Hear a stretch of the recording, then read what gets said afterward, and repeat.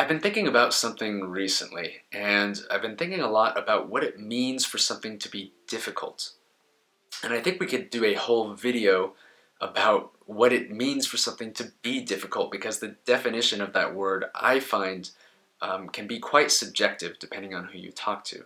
Now, I'm not going to do that here, but I do want to explore this idea that I've been kicking around in my head as I've been learning Japanese, and share this sort of subjective point of view about what I find to be challenging about this language. Now, Japanese has a reputation for being a difficult language, and there is a lot of reasons that support that argument. For instance, we can look at the Foreign Service Institute, who I don't pay a whole lot of attention to, but they do have some useful charts comparing the difficulty of various languages for native English speakers. So for example, level 1 languages, which are the easiest, include French and Italian, Spanish, etc. These are closely related to English. And the most difficult languages, of course, include Japanese, along with Chinese, Korean, and Arabic. Now, what I find to be interesting and what I take away from this chart is the relationship between the number of hours that it's supposed to take for the languages of various levels. Now, it says for a level 1 language it's supposed to take around 575 to 600 hours. For a level, whatever it is, the hardest level like Japanese, it's supposed to take 2200 hours. So it's around 4 times as much. And keep in mind, this is for reaching a very high level in that language. This is something like a C1 on the European language scale. And in terms of Japanese, that would be something like an N1 or maybe even higher. So that's not what I'm trying to get to this year, because trying to fit in all of that time is not going to happen. But what I do want to do is get to a comfortable level of conversational fluency, which in my experience with, say, French and Italian, for instance, I was able to attain in roughly 200 hours. Now, based on the assumption that that is still the case at the various levels of the learning process, it should take me around 4 times as much to learn Japanese to a similar level. In other words, around 800 hours. And to be safe, I would allow for a little bit more time just in case. And so I would maybe estimate that it should take between 800 to 1200 hours to reach that level in Japanese. Now, that's a lot of time, and there are many reasons for this. There are many reasons why Japanese presents additional challenges that are not found in other languages, and we all know what those are. So we have kanji, we have things like the grammar, which is totally weird and different. We have, vocabulary, which has almost no connection to English. Okay, great. We can all think of a bunch of reasons why Japanese is difficult. What I find to be difficult in Japanese is none of those things. Okay? And the reason for that is that each of those items that I just mentioned, kanji, vocabulary, grammar, those are all solved problems, meaning we have ways for dealing with those. We have techniques for learning kanji, we have ways to learn words, ways to learn grammar, ways to practice our conversation. That's all taken care of, that's all solved, there's no mystery to it. It's just a matter of following the right steps in the right order and sitting down and doing the work. And so, from my perspective, that is not difficult, okay? Because I know exactly how to do it, and I know if I just sit down and do it, I will learn the language. Now, the real challenge is sitting down to do the work. That's what's really hard. But from my perspective, the actual technical aspects about learning a language are not difficult at all because I know how to do them. So it still takes a lot of time, it can still be annoying and tedious and repetitive, but it's not hard. Okay, so for some people, the word difficult means there's some element of the process that they don't like. I think for all of us, we can agree that something that's difficult is probably uncomfortable. We feel like we're not making progress. And for me, what really sets apart difficulty from something that's easy is there's some element of unknown, meaning this is really hard, this is really uncomfortable, I don't feel like I'm progressing, and I don't know why, or I don't know how to change what I'm doing to get the results that I want. So it's that element of mystery that I find to be difficult. And so using that definition, I don't think languages are difficult. Now, a few years ago, before I knew how to learn languages, I did think they were hard. But now that I know how, that's not really a problem anymore. So I don't think languages are hard, I just know I have to sit down and do the work. And so then the challenge really is in sitting down to do the work.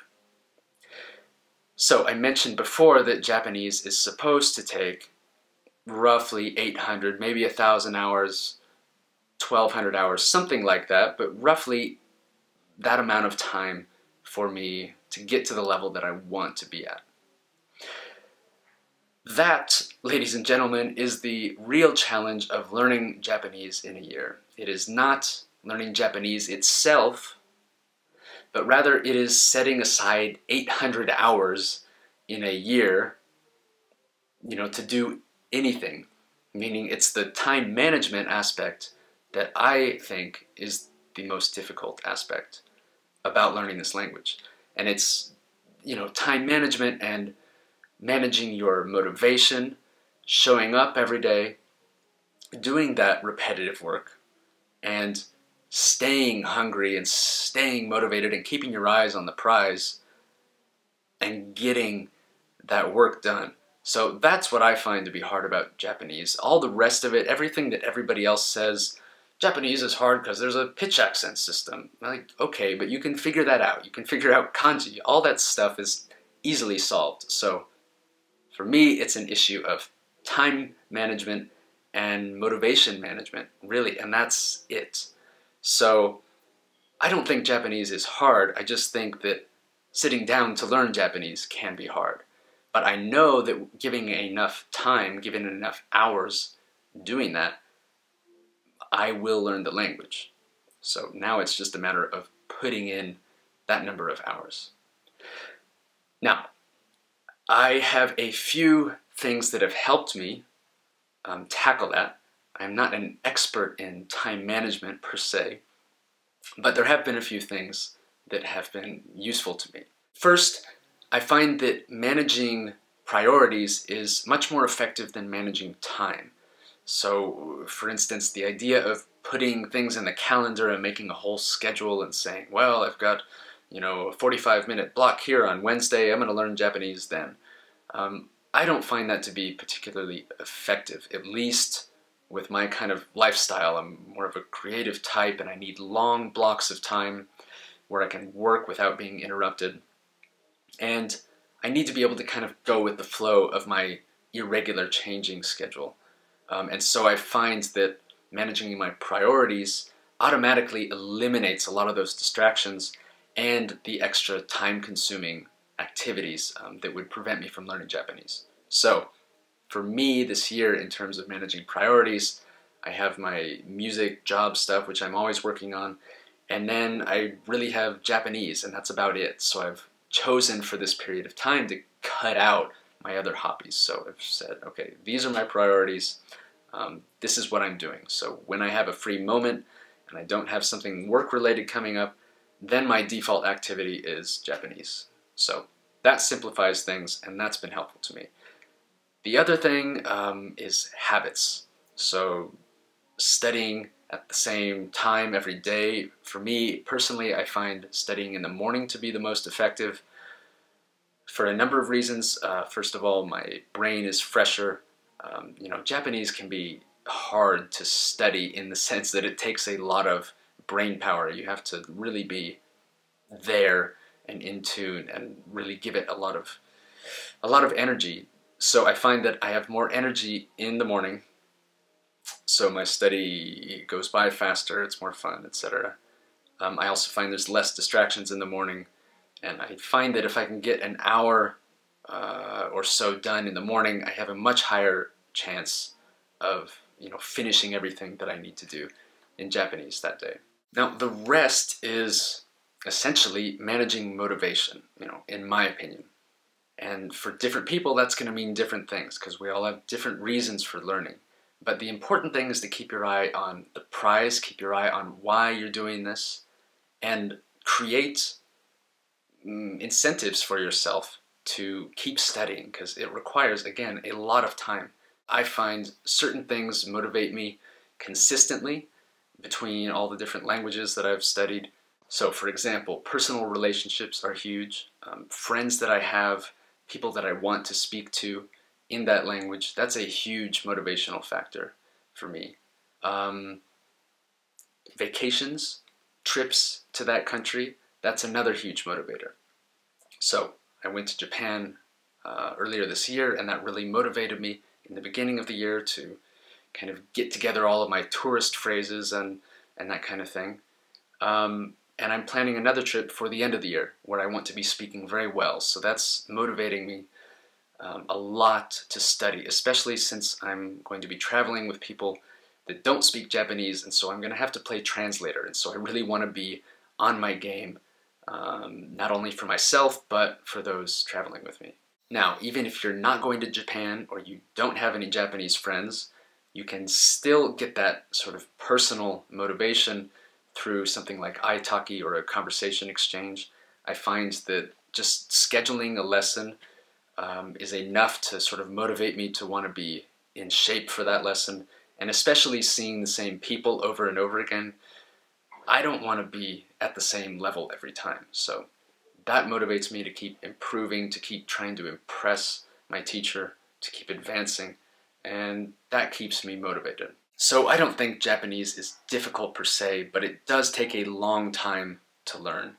And I think that even if you're using the most efficient methods, you're using spaced repetition and all of that, it's going to take still a long time to learn. You need to take time to form the connections in your brain and to give yourself time to adapt to this thing.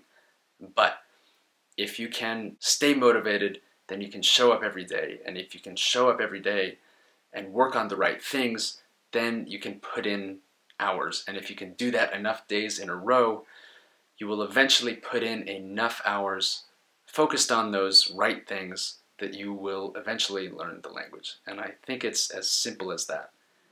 And according to some definitions, that might be difficult, but at least you have a clear path to get there. So that's it for this video. I wish you the best of your luck on your Japanese studies, and I will talk to you soon. Thank you for watching. See you later.